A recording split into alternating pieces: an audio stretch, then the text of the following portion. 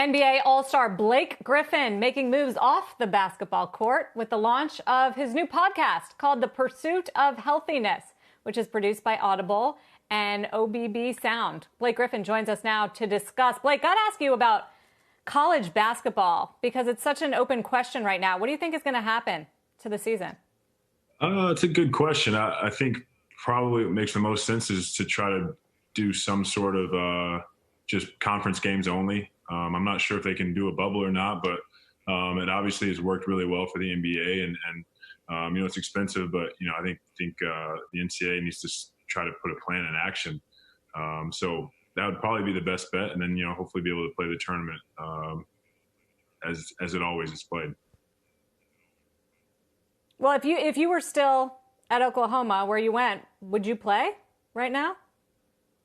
Yeah, I think I would, as long as they, put certain protocols in place, and as players we felt safe. I would definitely play. I mean, I would want to be playing in the bubble right now, if our team was in it. So, the NBA did a great job of putting together a really good plan, executing it, and I think the guys that are all there feel safe. So, if the NCAA can do something like that, I don't see the issue. Yeah, I think the question now is, can sports work outside the bubble? We see that it works inside the bubble for the NHL and the NBA and the WNBA, but the MLB not looking so good. What do you think? I mean, you think they have to do a bubble to do something like a March Madness tournament? You never know. Hopefully by March, things will be a little bit more normal. That might be wishful thinking, but I just don't see it really truly working very well or as well as the bubble situation. So, early on, maybe January, whenever they start conference games, I think it'd be smart to look at a bubble situation. And then hopefully by the tournament, you can sort of open things up a little bit more. My other question to you on college basketball in particular was about the pay issue, which is not a new issue, but is sort of front and center again because of the dangers of playing at the sport right now, and the importance of it to college finances sort of raises the question of the inequity here and whether these college players should be compensated. What do you think? Yeah, I think so.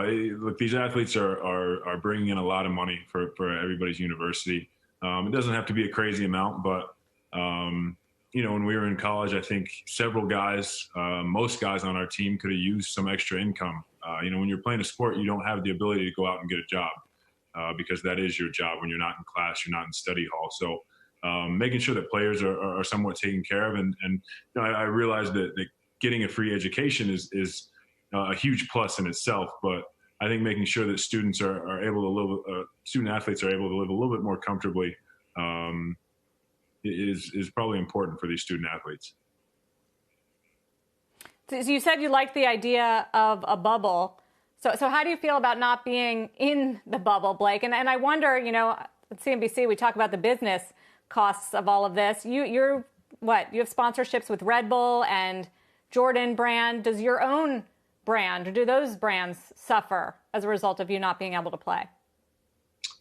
I'm not sure. I obviously, as a basketball player, the one thing that we all love doing is playing basketball. So not being able to be there is obviously not fun, but we try to be a great partner to these brands, and do whatever they ask of me. But they have a lot of great players there as well. So the exposure is there, and hopefully once things get back to normal, then we'll resume everything.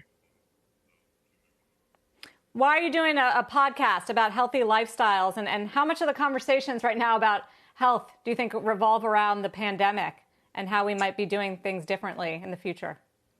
I started this. I've just been very interested in health and wellness my whole life. I was a health and exercise science major in college, and those conversations with trainers and doctors in the NBA are always the ones that I'm more drawn to.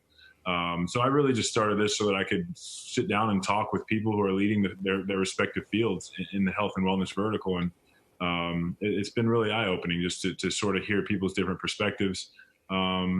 And as far as the first season just came out, and obviously we recorded all that before the pandemic hit. So some of the guests in our second season, which we're recording right now, have hit a little bit more on this pandemic. But for the most part, I just want people to sort of take something away. If it's one thing, or if it's two things, if it's anything that helps improve their life, I'm happy about it.